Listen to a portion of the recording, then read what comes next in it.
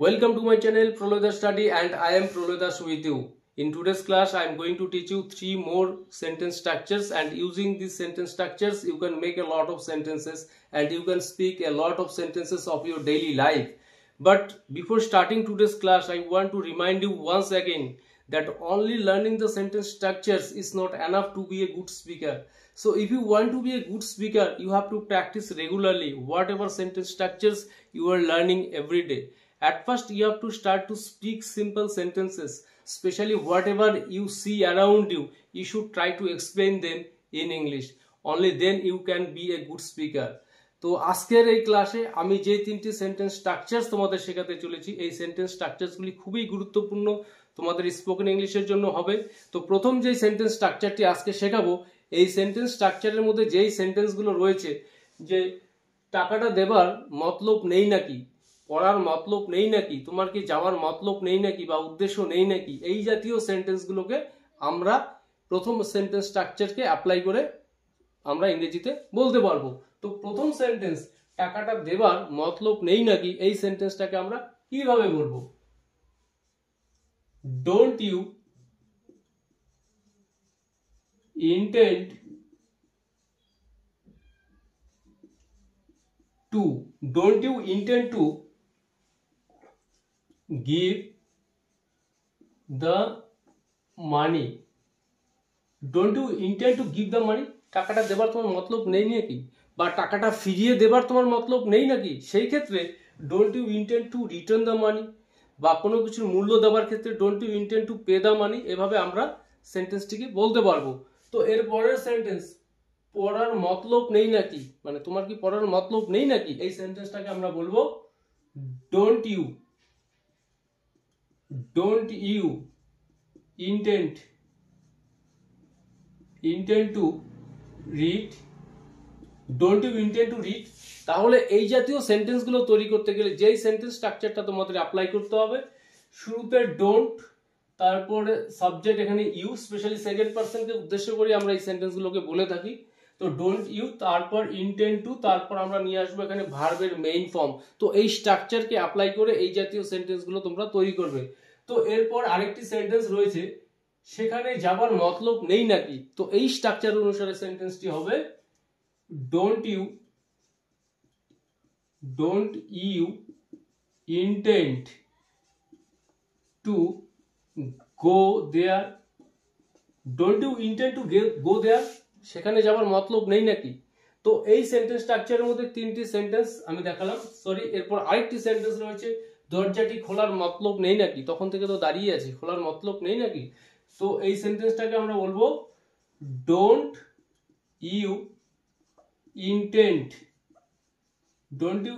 Two open the door, don't you intend to open the door, দরজাটা খোলার কি তোমার মতলব নেই নাকি।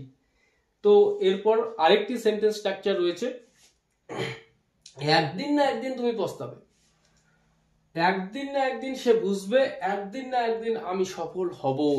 তো এই সেন্টেন্সগুলি আমাদের ডেইলি লাইফে আমরা প্রচুর বলে থাকি। তো এই সেন্টেন্সগুলোকে ইংরেজিতে কিভাবে বলবো?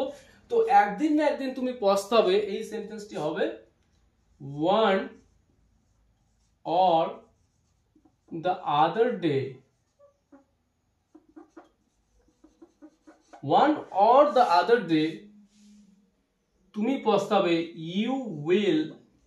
তো এই যে বাকি অংশটি তুমি পস্তাবে, এটা সিম্পল ফিউচার টেন্সে রয়েছে। তো সিম্পল ফিউচার টেন্সের গঠন অনুসারে আমরা গঠন করব one or the other day you will repent, তুমি পস্তাবে, একদিন না একদিন সে বুঝবে। তো একদিন না একদিন one or the other day, one or the other day সে বুঝবে, he will understand,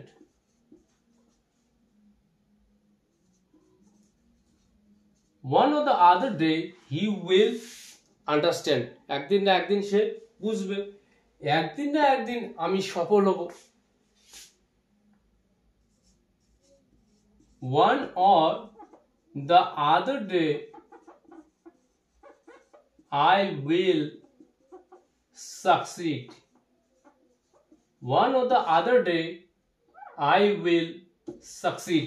একদিন না একদিন আমি সফল হব, একদিন না একদিন তোমাকে ফিরে আসতে হবে।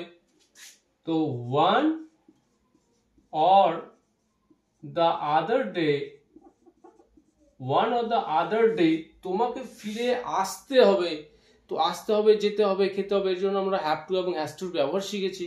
তো একদিন না একদিন তোমাকে ফিরে আসতে হবে।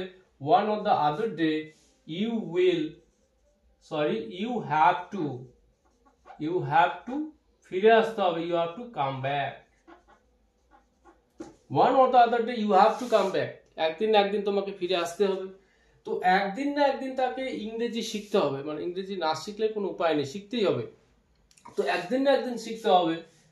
তো one or the other day, one or the other day তাকে ইংরেজি শিখতে হবে। he has to, এখানে subject third person singular number, তো এখানে has to, one or the other day he has to learn English. one or the other day he has to learn English, একদিন না একদিন তাকে ইংরেজি শিখতে হবে।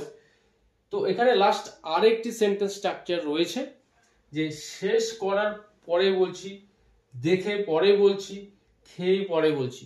তো এই সেন্টেন্সগুলোকে আমরা কিভাবে বলবো, সেন্টেন্স স্ট্রাকচারটি ঠিক কি হবে। তো শেষ করার পরে বলছি, এই সেন্টেন্সটাকে আমরা বলবো I will let you know, I will let you know after, কিসের পর, শেষ করার পর। তো after finishing, I will let you know after finishing, তোমাকে শেষ করার পরে বলছি বা দেখে পরে বলছি। তো এই স্ট্রাকচার অনুসারে I will let you know after, দেখে, after seeing। তো খেয়ে পরে বলছি I will let you know after eating, I will let you know after eating, খেয়ে পরে বলছি। তাহলে শেষের সেন্টেন্স স্ট্রাকচার দিয়ে এই তিনটি সেন্টেন্স দেখালাম। তো তোমরা চেষ্টা করবে যত বেশি সম্ভব সেন্টেন্স তৈরি করতে। তো আজকের ক্লাসে এই তিনটি সেন্টেন্স স্ট্রাকচার দিয়ে যে সেন্টেন্সগুলো দেখালাম, এই সেন্টেন্সগুলি বুঝতে কোনো প্রকার অসুবিধা হলে তোমরা অবশ্যই কমেন্ট করে জানাবে। আর ক্লাসটি ভালো লেগে থাকলে অবশ্যই ভিডিওটিতে একটি লাইক, কমেন্ট ও শেয়ার করতে একদমই ভুলবে না।